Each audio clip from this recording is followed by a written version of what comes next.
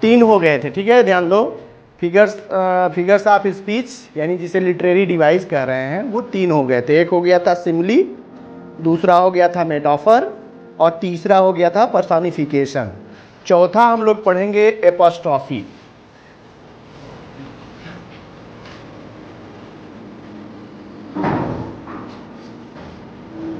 Apostrophe को हिंदी में कहते हैं संबोधन अलंकार।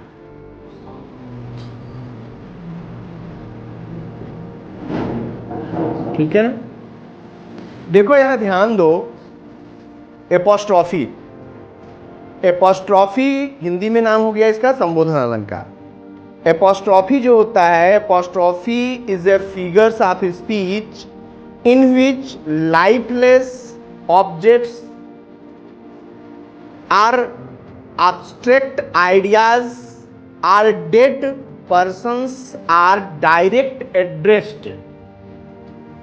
मीनिंग ये है, जैसे इसको समझने से पहले आप समझ लीजिए पर्सोनिफिकेशन को। किसके साथ ऐड कर दो, किसको? पर्सोनिफिकेशन को ऐड कर दो, ये जल्दी समझ में आ जाएगा। पर्सोनिफिकेशन क्या था बताइए कोई लोग? इसको हिंदी में मैंने कहा था कि यह है मानवीकरण अलंकार, यही ने कहा था।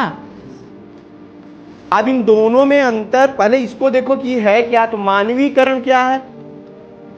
Highest lifeless objects, abstract ideas are dead and non living things are personified as the living things. यानी निर्जीव को, भावपूर्ण विचारों को, या जो सजीव नहीं हैं, जो मृत हो गए हैं, उनको सजीव की तरह प्रस्तुत किया जाए, मानव की तरह प्रस्तुत किया जाए तो क्या कहलाएगा? वो मानवीकरण, या उसी को पर्सोनिफिकेशन कहते हैं। अब देखिए सेम वही कंडीशन है, यहां मानव बनाया जाता है और यहां मानव बना करके उसको संबोधित किया जाता है। मानव बनाया भी जाएगा, यहां केवल मानव बनाया जाता है, यानी उसको मानव की तरह प्रस्तुत किया जाएगा यद्यपि वो मानव नहीं है। लेकिन यहां क्या है, जो मानव नहीं है उन्हें मानव बनाया भी जाएगा और उन्हें बुलाया जाएगा, जैसे वो उत्तर देंगे। बात समझ में आ रही है? जैसे इसमें एक एग्जाम्पल दिया था मैंने, experience is the best teacher.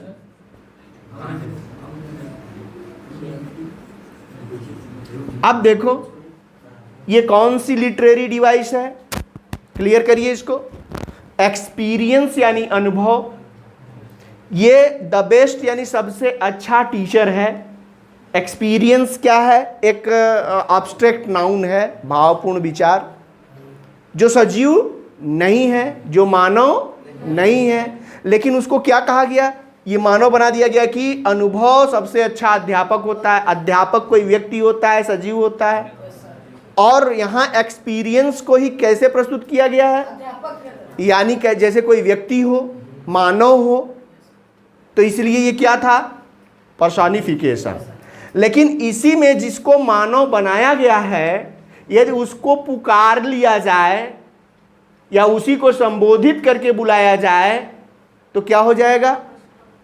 Apostrophe. जैसे यहां यदि ये कह दिया जाए इसी को, ओ एक्सपीरियंस,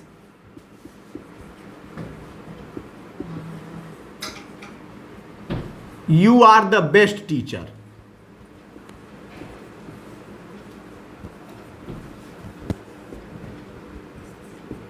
ये सेंटेंस देखिए, यहां संबोधन का निशान लगा दीजिए। क्या कहा इसमें और इसमें क्या अंतर दिख रहा है? यहां कहेगा ओ एक्सपीरियंस, हे अनुभव, तुम सबसे अच्छे अध्यापक हो। क्या कहा? हे अनुभव, तुम सबसे अच्छे अध्यापक हो। किसको संबोधित किया गया? एक्सपीरियंस को, जो वास्तव में व्यक्ति नहीं है। भाई बुलाया उसको जाता है जो हम व्यक्ति हो और जो हमारी बातों का जवाब दे सके। लेकिन यहाँ क्या है? जो व्यक्ति नहीं है उसको व्यक्ति बना करके और बुलाया भी जा रहा है, इसीलिए इसको क्या कहते हैं, एपॉस्ट्रॉफी। ठीक है, जैसे ये देखो एक क्वेश्चन दे, ये इसमें एग्जांपल है पर्सोनिफिकेशन में, death lays his icy hand on dying king.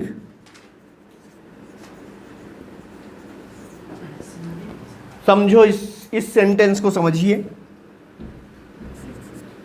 Death यानी मृत्यु, लेज यानी फेरता है या घुमाता है। किसी के ऊपर हाथ फेरना होता है ना, क्या इसके ऊपर हाथ फेर दिया इन्होंने, तो डेथ यानी मृत्यु ने लेज यानी फेर दिया हिज आइसी हैंड्स, अपने ठंडे हाथों को। मृत्यु ने अपने ठंडे हाथों को मरते हुए राजा पर, अच्छा फेरता है, लेज यानी फेरता है, प्रेजेंट इंडेफिनिट टेंस है ये, यानी मृत्यु मरते हुए राजा के ऊपर अपना ठंडा हाथ फेरता है।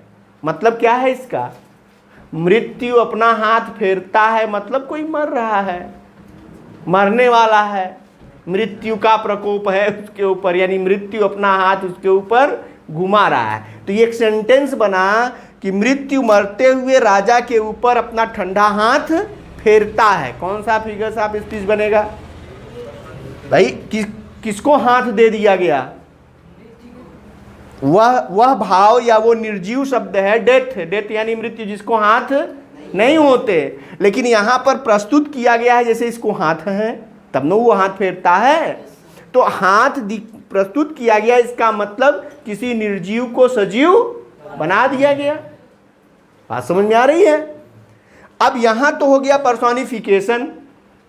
अब इसी को एपॉस्ट्रॉफी में यदि दे देगा तो क्या देगा, इसी को अब क्या करना पड़ेगा, एड्रेस। एड्रेस करेगा तो लिखेगा, जैसे एक सेंटेंस बनता है, O death where is thy sting, where is thy sting. अब यहां क्या है, देखो बदल गई बात ना, यहां डेथ को मनुष्य की तरह प्रस्तुत किया गया है, जबकि यहां डेथ को पुकारा जा रहा है। होता है ना, कभी कभी लोग कहते हैं कि हे मृत्यु तुम कहाँ हो, आ जाओ मैं चलूं, इस दुनिया में रहने लायक नहीं है, ऐसा होता है। तो किसको बुला रहे हैं, मृत्यु को। बुलाया किसको जाता है, the person who can respond, वह व्यक्ति जो प्रतिक्रिया कर सकता है उसको न बुलाया जाता है।